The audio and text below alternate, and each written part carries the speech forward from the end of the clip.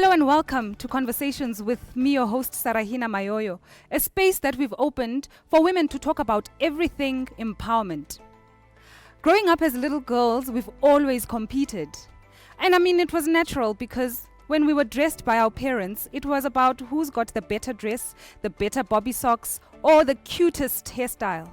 The problem is that it filtered into our adulthood, and now you find big little girls who are competing with even bigger things.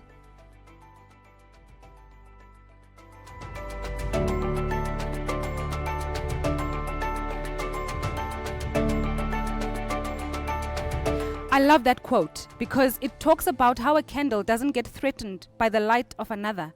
And perhaps it's something we need to look at as women as well. I'm joined by my co-host today, and we're going to open this topic up and perhaps even challenge one another to see if we don't sometimes compete. So stay tuned.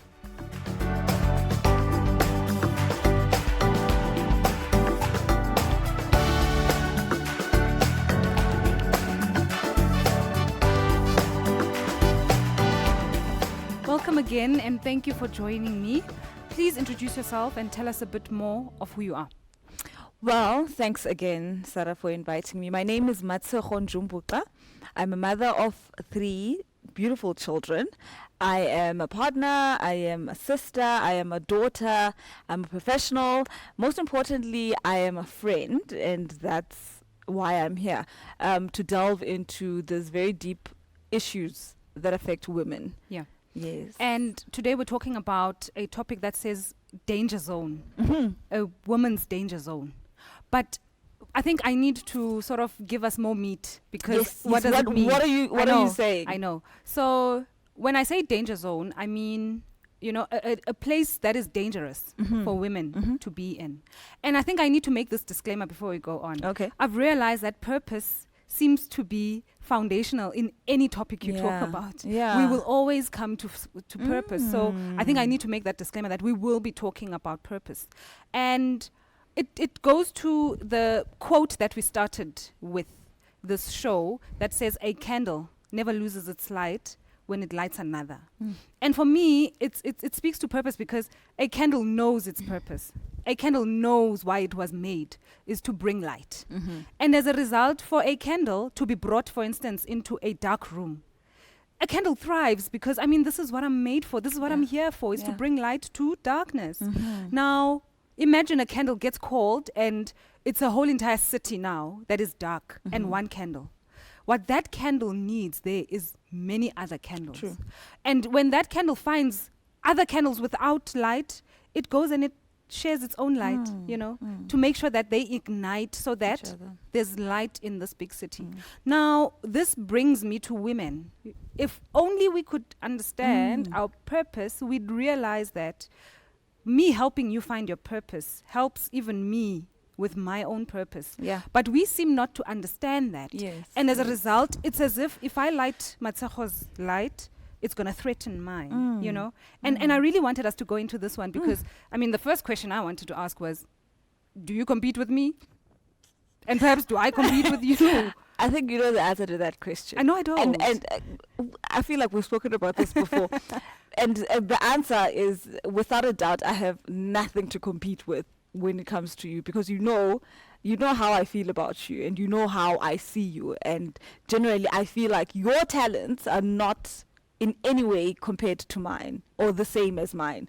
So where you stand, I could never even stand. I could never stand next to you on any platform. But then isn't it a reality though that we do? No, we do as women, okay, right? I was just now in reference to you and I. I hear you. And before I even go further, I think it all goes back to, you were saying the underlying foundation of everything that we talk about is purpose. Yeah. And it's because we were brought on this earth for purpose, for a certain purpose. And I think our journey through life is to find what that purpose is, right? So coming back to the light issue, and I feel like I don't know why it's so prevalent amongst women. Exactly. I hardly ever hear men competing with each other. Men push each other. Men give opportunities. Let's go back to the boardroom. Men give opportunities to each other. And it's unfortunate that even in that very same boardroom, they don't give opportunities to women. Yeah, that's another topic altogether. Yeah. But unfortunately, women if they could take a leaf out of a man's book Yeah. and see what it would mean for them to be in the same room as another woman that you brought up and you brought into this and gave them an opportunity to be in the same room as you or eat from the same table Yeah. as you, how far we could actually go. And I think this comes from childhood. Think about it. You and I were together in grade, what is it? Grade 4, grade 5. Standard 3. Standard 3. Yeah. And even then, if you can really think back, there were those girls that sort of threatened you, right? There were those girls in class that threatened you. And it was so natural. I mean, we were babies. But how did we learn that character and behavior, to just look at another woman, look at another girl, and just feel naturally threatened? Jealous? That's the word that springs to mind. And so funny that you would say that there is a girl that comes to mind immediately when you say about Exactly. that. I wanted that. class. And the funny thing is, even today when I see her, I always think I'm always looking for something bad. But she's such a wonderful person. But it does stem from background. And I think this is what I want us to look at as women as well, is that this is learned behavior, but it starts from somewhere. By the time we are now grown women, we are married, we've got kids, it's part of who we are. All of a sudden, it's so natural to us that I step into a room and already you have to look at my shoes, up to my hair and down. And you either going to feel threatened or you are going to sort of dog everything you see. Oh, those shoes don't match with that dress. And that is women. And this, I'm maybe deviating, but this also speaks to how we are accomplices to men coming at us and playing games with us because we open the door. For instance, I'm sitting with my guy friends and you walk in and I'm like, look at her, and I start, piecing you up. And I'm giving them opportunity and the right to actually piece you up as well. So we don't realize that these little attitudes and character traits that we pick up even growing up that were not good for us, they come into play when we are older and they actually work against us because we're definitely not each other's keepers. We are not each other's keepers. We are not each other's keepers, and it's really unfortunate because it is a norm that we're teaching the next generation. Thank you. That is a brilliant subject. Are you about to cut me? I feel like. Did I cut you? No, I'm no. so I mean, no. Continue. No. I was just excited. Yeah. Yes. No. It's a norm because how we act towards each other or how we react with each other. That they're watching that. Sure. And now we're breeding generations of girls who are jealous of each other when we should actually be teaching them that you, like, regardless of where you come from or who you are, you shine. Yeah. In that little corner that you're in, you shine and your light is enough. Yeah. So yours is to make sure that your sister as well, regardless of what she's going through as well, her light is shining as well. Yeah. So I think it's our responsibility, especially as older women, as mothers, to teach the next generation.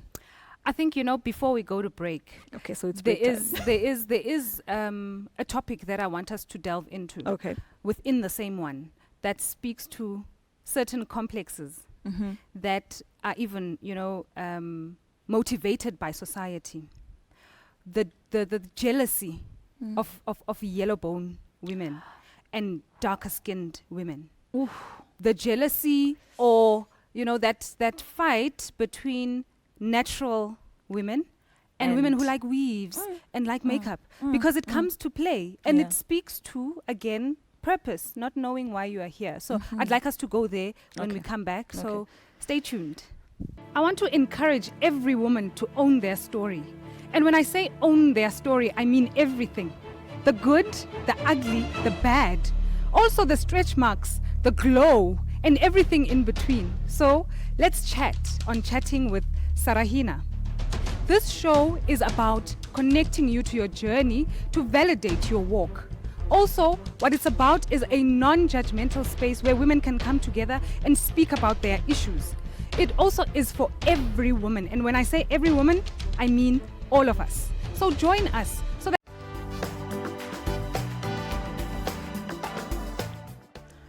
Welcome back. And before the break, we were talking about what makes us women compete. You know, we spoke about a candle lighting another because it knows its purpose. Yeah. So perhaps as women, we don't know our purpose, and that's why we feel threatened with one another, right? And, you know, when we ended with a conversation we wanted to open up about the complex, you know, between us women when it comes to the complexion. You know, the yellow bones, the melanin. And as a result, let's make yellow bones feel bad. Let's make, you know, that whole entire thing. Yes. What yes. is that It's- about? And also, I mean, the nerve that you and I have to talk about this This when we are both yellow conversation. bones, but it's fine. Both But do you yellow get bones. my point? I It's a completely big conversation. It's big and it's controversial.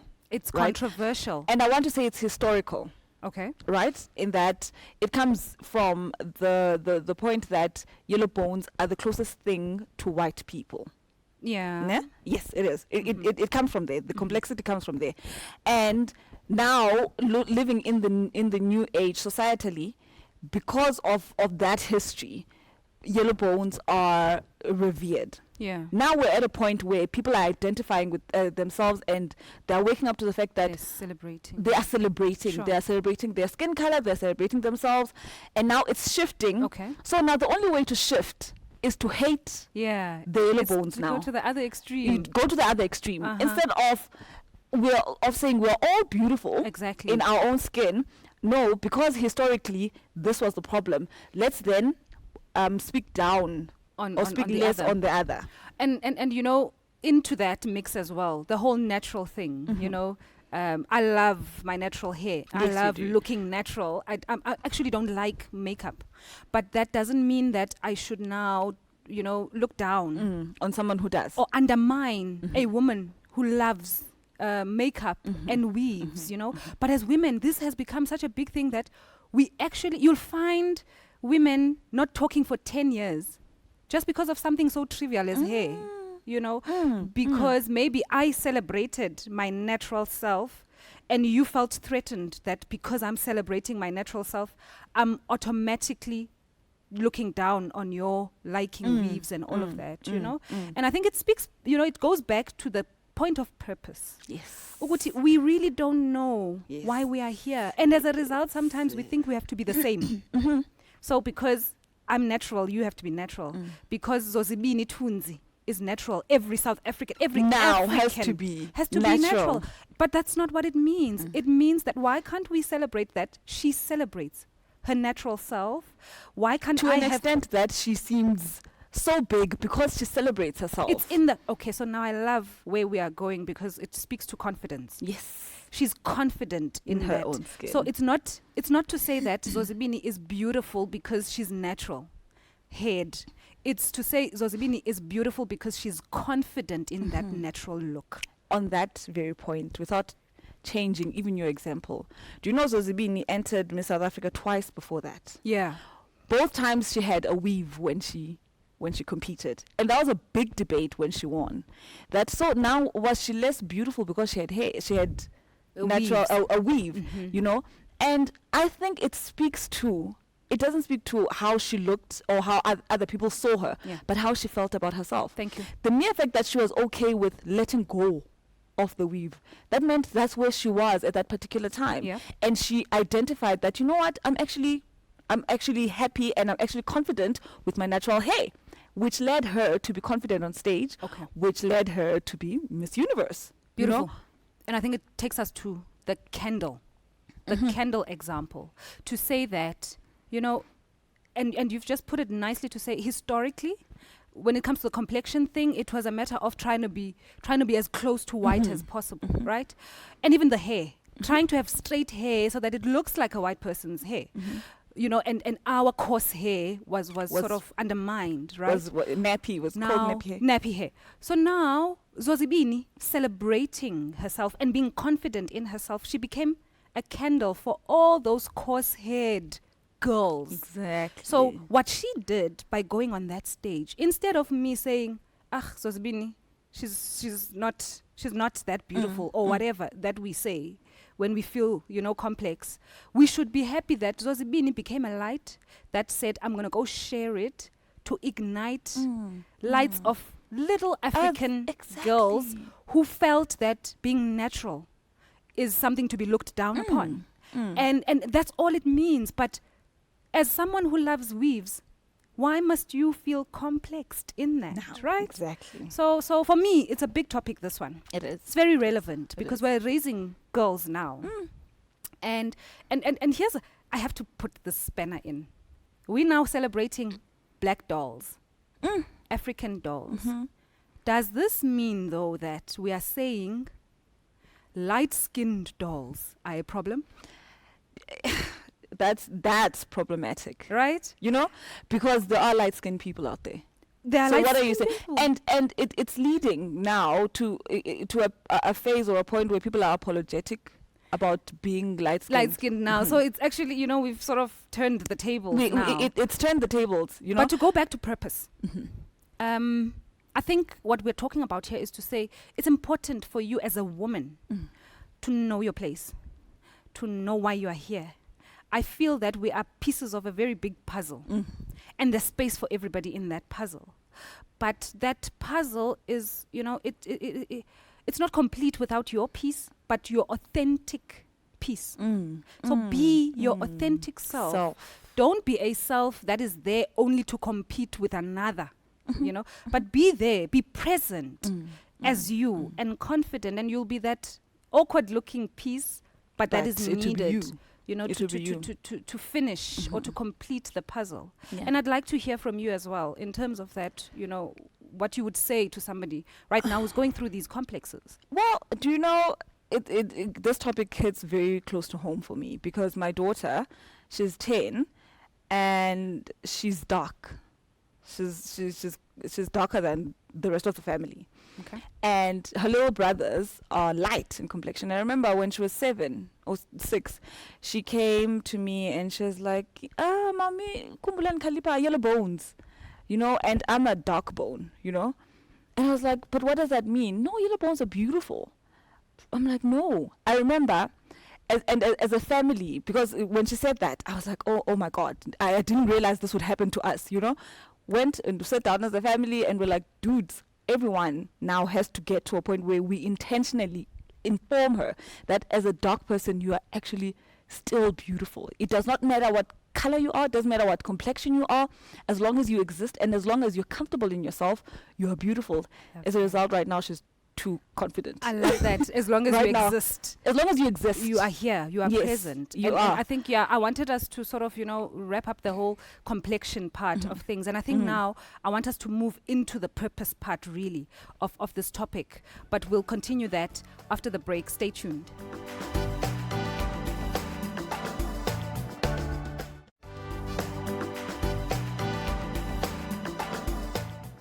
Welcome back, and you're still watching Chatting with Sarahina. So before the break, we spoke a lot about complexes between women and, you know, how these play into our competition, you know, as women, the jealousy streaks that we find between each other.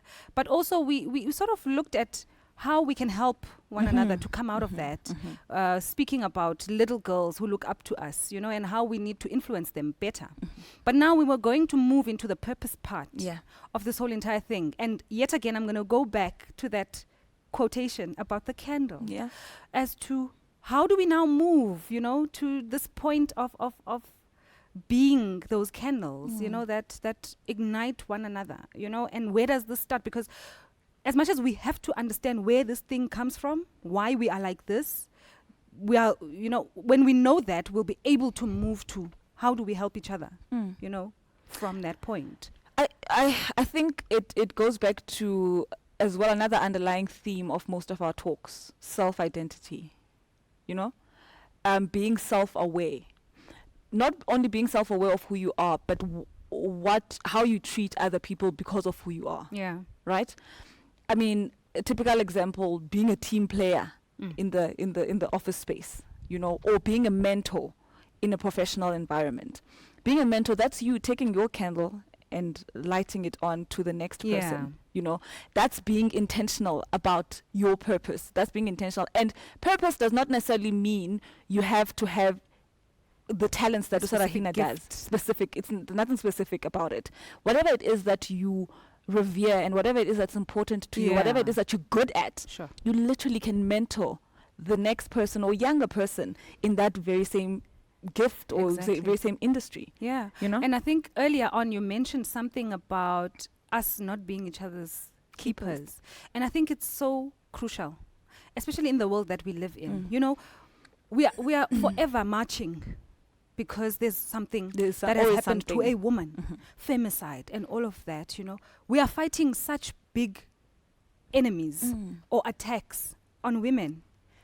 Can we afford to fight each also other? add ourselves as an enemy? Like, we've got so much to fight.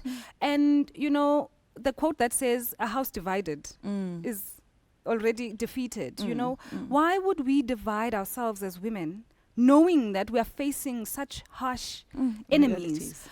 Obviously, when they find us divided, we are done for, right? So it's sort of important for us to start being intentional about this and perhaps grow up a bit, Yeah, because I grow think up. it speaks to growing up. It speaks growing up. Definitely speaks to growing You know, up. I spoke about this earlier to say that perhaps we learned this growing up from childhood, and as our mothers perhaps passed it on to us, and now you find us passing it on to our kids, because the only reason I'm going to take Amy to go and do her hair, my daughter, is so that she can. Did you see that other child's hair? And when I look at look at your hair, already I'm planting in that child something that says, so whenever I do something, I must be competing with the next person. I mean, why can't it be a matter of being inspired by the next person as opposed Lovely. to competing with them? Beautiful. You know, because inspiration actually, if you're inspired by a person, you are able to even approach them and be like, you know what, Sarahina, I actually want to be a public speaker one of these days. So can you mentor me? You've Am I you've just taking- yeah, you've I'm just taking triggered your something. You know, I always go through this and experience this, where a person will come close to me and maybe mentorship, you know, they want to mentor themselves through me, whatever, you know, and we walk this journey. Pakati in the journey, now the person has changed. Now we're not talking anymore. Oh. Then the next thing, I see my content on this person, right? And this Whoa. person starts. And what I would always not understand is, Haibo, like, I was mentoring you. Like, Perhaps if you had asked me, I would have even given it to It you. wouldn't have been an issue. But why is it now a matter of you have to steal it, and then after that even go and compete on the platforms now and try and show people that you are better than me? Oh, wow. Also, what a waste of energy. What a waste of energy, what a waste of time. Resource. What a waste of resource as well, because perhaps what you are good at Is needs you. Exactly. You know? Exactly. But now we must be fighting about it. So I think it's very important right now, especially where we are with everything that is happening, for each woman to man their own battle station. It's important for each woman to know their battle station. In fact, it's important for women to know that we are in a battle. Exactly. I think it starts there, but not with each other.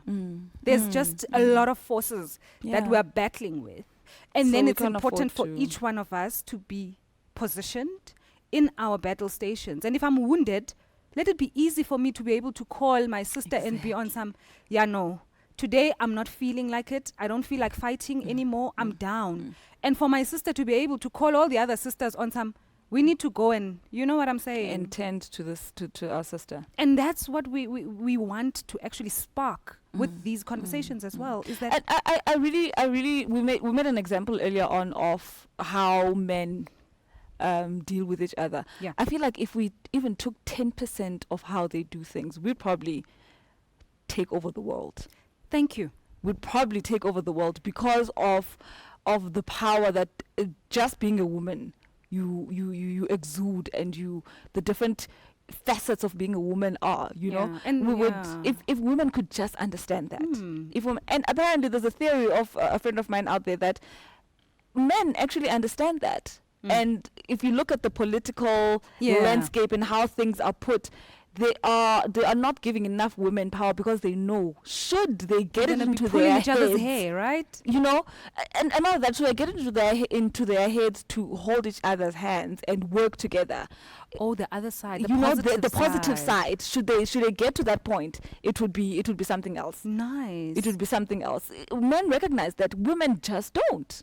That is actually powerful. The fact that this theory, wherever it comes from, the fact that it's something that could be used in a strategy. Yes. To say that don't give them room, because if they were to have a formation and unite, they'd take over. Yeah. And I would love for this to sink in every woman right now. Yes. If we could unite and have a solid formation, we could change things for the better.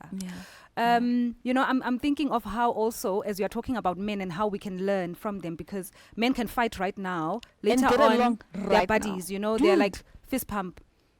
And how we can learn from these things. Another typical example, and it might be actually controversial as well, when a woman finds out that her man is cheating, she'll go after the woman.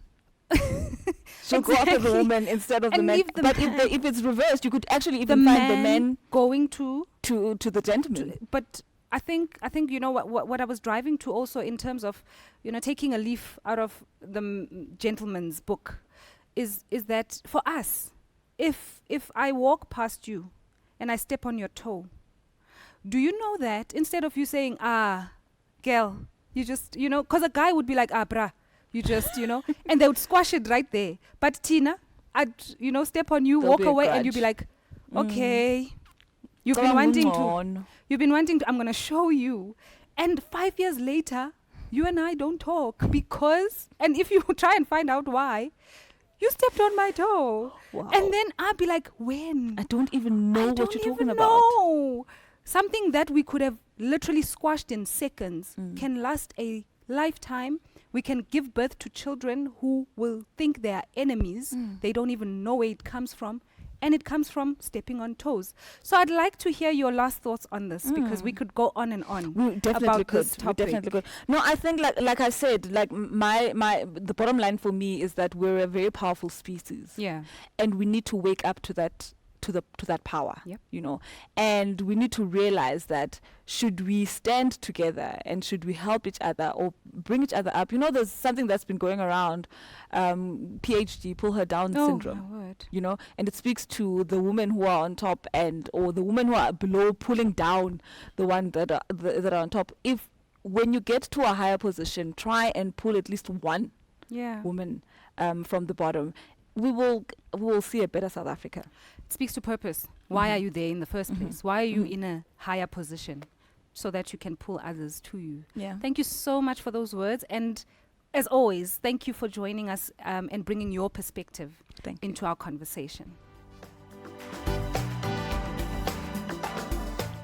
Yazi women, if we could understand that there is enough space for all of us, we don't need to look like one another. We don't need to be like one another. We actually don't need to compete with one another. We've been given our power not to be opponents, but to complement each other, to come together. Just like that candle, imagine it in a big city alone. No one can see its light. Just like a woman, with all the power that you can have, if you're alone in a big space, no one can feel that power. Until you bring it together with another power, people will start feeling. So women, let's move away from the danger zone and into our power zone, where women come united in formation. Thank you so much for being part of our conversation. Please do join us in our next episode. Same time, same place. Goodbye.